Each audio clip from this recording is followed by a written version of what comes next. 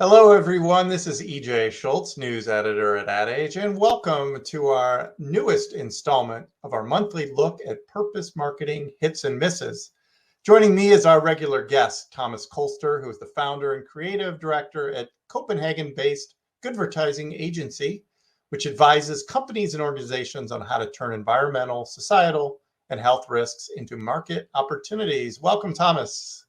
Thank you, EJ. Good to see you again. So I'm realizing this is episode 13, which includes when we used to do this in podcast form. So it's a little bit of an unlucky number. So hopefully we'll survive it. Don't say that. I was actually born on April 13th, and I kind of feel like I got a pretty okay life so far.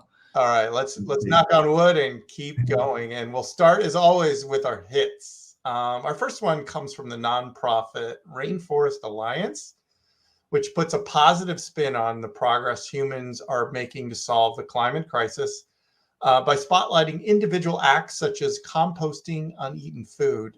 Let's take a look. I know you think you're changing the world with your electric car, but did you know 60% of all electricity is actually generated using fossil fuels? It's a joke.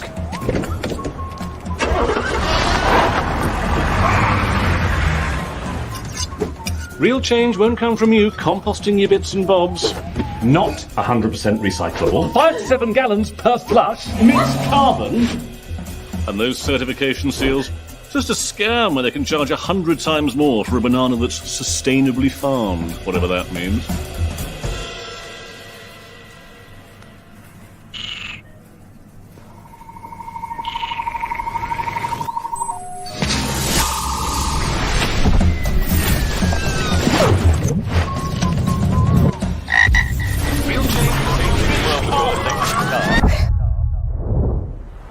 Yes, electric grids still need to get much cleaner before EVs are truly emissions-free. But last year, worldwide spending on carbon-free energy passed $1 trillion, which means for the first time ever, we spend as much on clean energy as we did on fossil fuels. And this. Not many people realize, but many countries, including Sweden, Brazil, and Nepal, get 90% of their energy from low-carbon sources. So, we're getting there. So this ad takes a positive approach. You know, we've seen a lot of these nonprofits have tended to go the negative side and paint these disasters that will occur, right? If we don't do enough now. They're taking the opposite approach. Why do you like it? I mean, to be honest, the bar was pretty high. One of my absolute favorite pieces all time in this space is a piece they made some years ago called Follow the Frog, exactly the same director, Max Joseph. So I was super excited when this piece came out. You know, even though it has a bit of sort of infomercial side to it with all these things that you ought to do, and I think we're all pretty clear what needs to happen in terms of the environmental actions. I think what they actually get away with really, really well is talking to the climate anxiety that I think a lot of people right now are experiencing. So I think the insight as well, and it's spot on, it's funny. So it's a lot of those things that we keep actually mentioning each and every time in this podcast. You know, the positive side. It's fun, and there's a great human insight behind it. And the male character sort of brings to life this skeptic voice probably inside of all of us, which is like, does this really do anything, these small acts? And they sort of use that right as a foil. It's almost like having that angel and the devil on the shoulder, and I think it's something we can all recognize. And yeah, to be honest, obviously it spreads in the intent action gap in a lot of these things, and I think the commercial gets that right. And obviously, it's pretty easy. It's just picking up that Rainforest Alliance labeled banana, and we are good. It's a lengthier ad. You know, we stopped it midway through, but we'll try to post it on adage.com so folks can watch the full thing. Up next is an effort for a British newspaper, The Guardian, which asserts its editorial independence by plugging its reader-funded model with a campaign called Not for Sale, and it comes from the agency Lucky Generals. Let's watch the ad, which features all the ways the newspaper's content is consumed.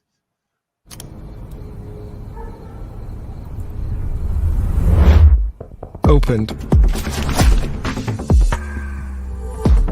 closed. Often attacked, staunchly defended. That sounds it. And you're not listening to That's me. Enough. That's quite enough. Feared. No. Ranted about. Raved about. Used. Abused. Devoured. Digested.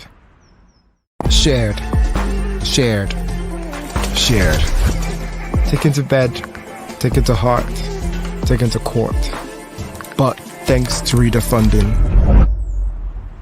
never owned.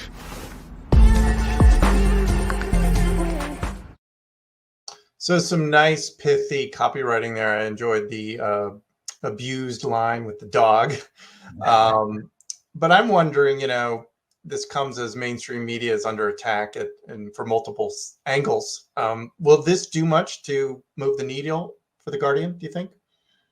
I like this piece, and obviously we've through the years seen a lot of award-winning work from newspapers, but I think this is such an important time to shine a light on the importance of journalism. And I think a key pillar in that is obviously that here's a newspaper that's not for sale.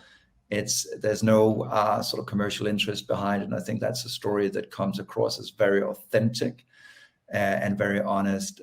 Again, two things that I really think is important in this space where we talk about sustainability and purpose. So I think they nail it, and I think it's very true to what The Guardian stands for in general. And as you go online, they're always very good at sort of prompting you to actually support their journalistic efforts. So yes, journalism needs us now more than ever, and I think this campaign highlights that really, really well. I thought they did a great job of kind of squeezing a lot of information or examples of the importance of journalism into an ad without sort of being overly preachy. And like I say, it goes back to the writing. It's really good writing. Yeah, and it's honest, right? It's like it's not being too salesy. This is communication. It doesn't feel like advertising. It respects us, and again, I feel Guardian has that respect for readers as well. So I think that shines through this piece of work. All right, we're going to stay in the UK for our next ad, which comes from Uber, and it's meant to raise awareness about how you can use Uber to book train service. Ads show people awkwardly treating a train booking just like they might treat a car booking. Let's take a look.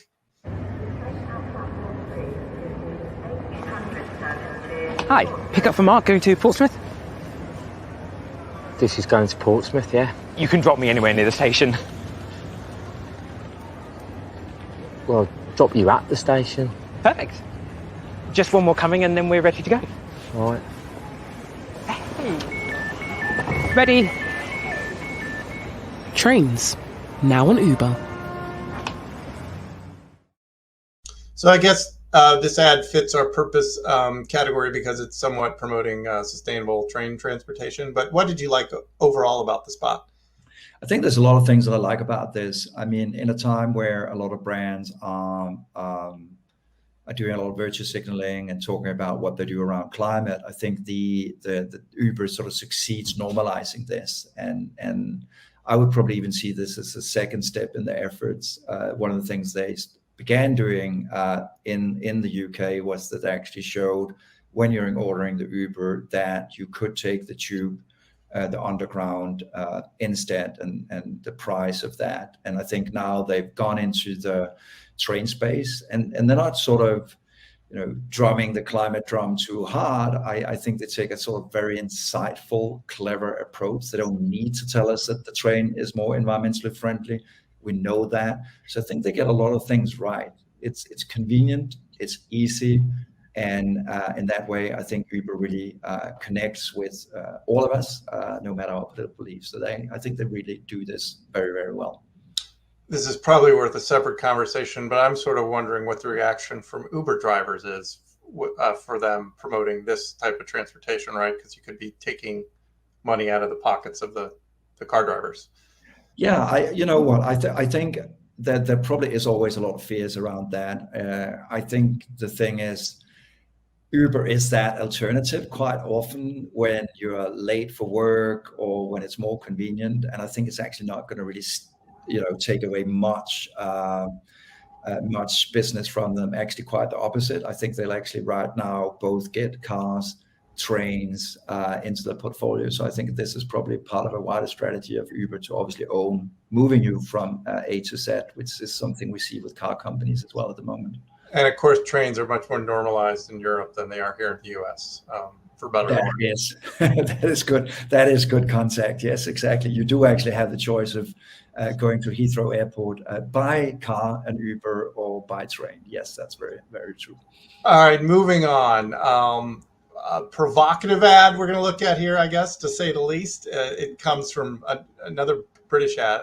It comes from Channel 4 media brand over there, which promotes its Change Climate Season programming with an ad that features executives dancing in their underwear, and it sort of spirals from there.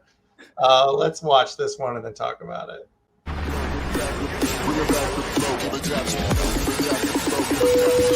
Welcome aboard. Our flight time today will be 14 minutes. Bring it back to the flow, give it back to flow, give it back to flow, give it back to flow, give it back to flow, give it back to flow. And as you can see, record profits in the third quarter. Bring it back to flow, give it back to flow, give it back to flow, give it back to flow, give it back to flow, give it back to flow, give it back to flow, give it back to flow.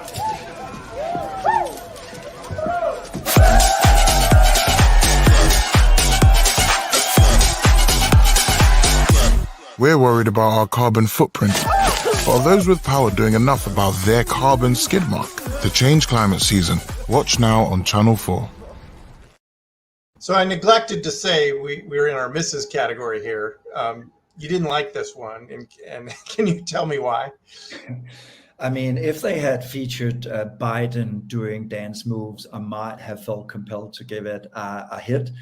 I kind of feel like it's one long sort of music video without any real insight. I do applaud Channel 4 for the climate programming. That's absolutely great. I just don't feel that it really does touch me. And I mean, we've seen this sort of oil analogy being played out before. I think last episode and episode before that, we talked about Greenpeace, and they had this commercial where you saw this stadium being flooded by oil, obviously for pointing out the connection between sports and big oil. Yeah, it just didn't connect. It's one of those classic sort of more lifestyle-oriented pieces of work that is quite a bit tiring, to be honest. Yeah, I'm glad you said it. I was going to bring up this. It's like everyone's kind of using the same playbook. It's like, well, let's use oil and put it somewhere weird. And this is the weirdest spot. We've seen it. we had one from a fashion retailer, I think in episode 2 as well. So yeah, I mean, don't overuse these cliches. It feels contrived, and I think especially it's so obvious that they try to cater to a young target audience, but I think they'll turn their back on this sort of metaphors and yeah. All right, on to our next miss.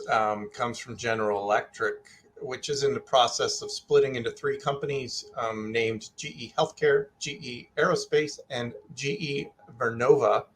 And Vernova will house its energy business.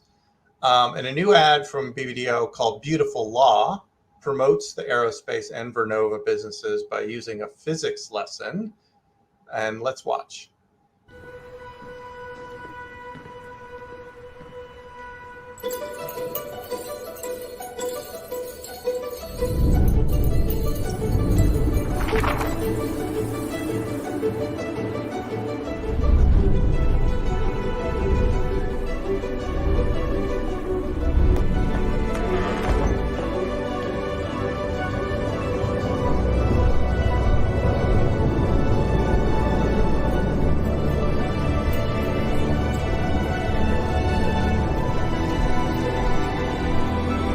The first law of thermodynamics states that energy cannot be created or destroyed.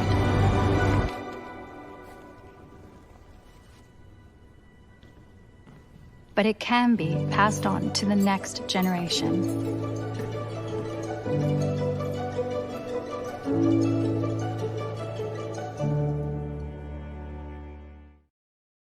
So I feel like there's a significant number of people out there that are probably going to like this ad. It's nicely produced, sort of epic style, but why doesn't it connect for you, Thomas?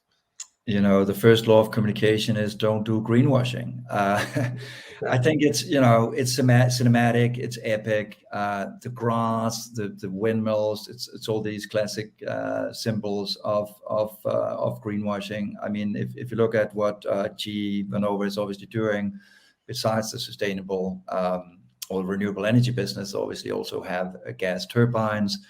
If you look at the aeronautics business, it's obviously doing jet engines, as we also do see in this ad. And we see a lot of flight shaming these days. So I think GE could have taken a much more honest approach to some of the challenges we are seeing in terms of decarbonizing gas, decarbonizing airlines. So this doesn't at all connect with me, and it's a shame that we still see this type of communication in 2023. So what's the answer though for big conglomerates, big companies like this that are they do have programs, right, they're trying to become more environmental? It's kind of hard to turn around a massive company and flip a switch like that. Are you suggesting they just, as they're doing this, just not do advertising until they're like further along, or what's the answer? I would absolutely love them to see advertising. I would absolutely love them to tell me what they are doing and how they are decarbonizing the airline industry, or how they are thinking about phasing out gas and going to renewable energy. I get none of those answers at all. And I think sort of pulling in the young new generation in all of this, I'm pretty sure that I would know what Greta Thunberg and young people across the world would say to this type of advertising. So be honest about it. GE had been on a long journey. They were part of my first book, Advertising. I acknowledge what they're doing. It's just not the type of work we should be seeing in 2023. Got it. Okay, we have our last miss of today's episode. It comes from LG, which in a new ad from TBWA Chat Day, New York, and it features 3 people as they use LG home appliances to live a life that's a little more green. The spot is called Better Choices Make a Better World. It uses sort of a mixed media approach with some live action, 3D modeling, and animation. Let's watch it.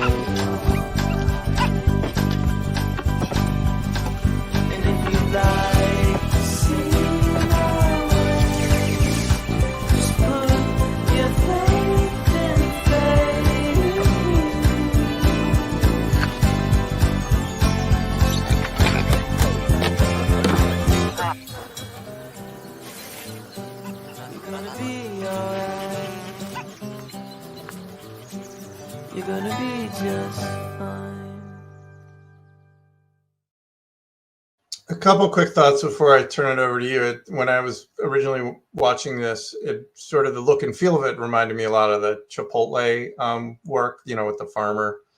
They've done a couple of those that are generally well received.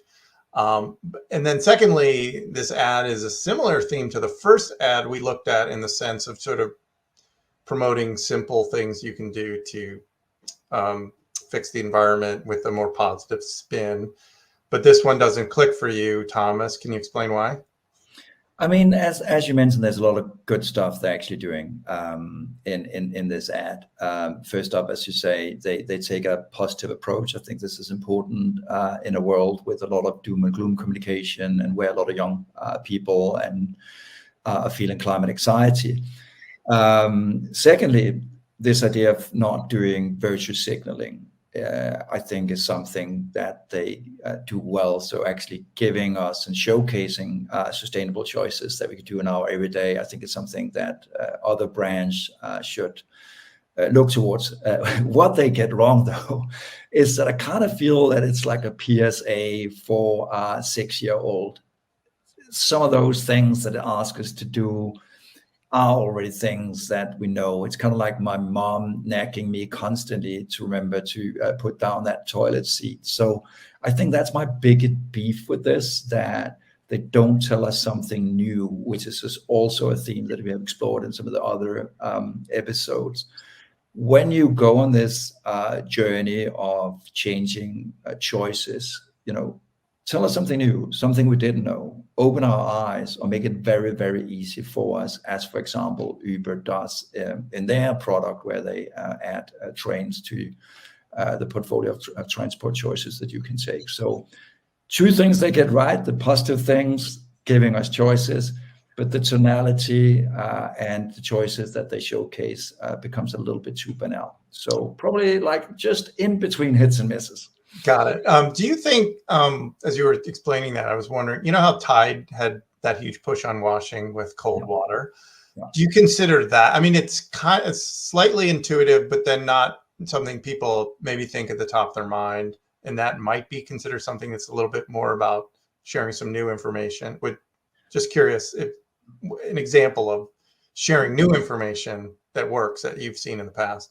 It's I'm happy that you bring up Tide. I think it's change behaviors takes time. And I think for a lot of people out there, they still don't realize that we can today wash at 30 degrees or even down at 20 degrees thanks to enzymes. I think if you're stuck in sort of like my mom or my dad, for that sake, that still can remember those days where you had to wash at 60 or 90 to get your clothes fully clean. So I think there is still a communication effort, and we need to acknowledge that it does take time on some of these topics. I just think that some of the stuff that LG sort of outlines in this becomes a little bit too banal, and maybe it's also the choice of this sort of cartoonish universe that, as you say, in Chipotle, when they had their back to the start piece of work in 2010, 2011, which won a Grand Prix in Cannes, was an amazing piece of work. There's something about the tone of voice that just doesn't fit this. It makes a child is a PSA for 6-year-old people. Yeah. All right, we'll have to leave it there. I enjoyed the conversation as usual, Thomas. Thank you, EJ. So much to talk about. We'll be back in about another month, and I have a feeling we might have some holiday work to review by then. I mean, there's plenty already out, so I'm sure you're churning through all that as we speak. But again, I want to thank Thomas Kolster, as the founder and creative director at Copenhagen-based advertising agency. This is EJ Schultz, news editor at Ad Age. And I also want to give a special shout out to our producer, Lauren Ciardio. And again, remind everyone to stay tuned for our next episode next month. We'll catch you next time. Thank you.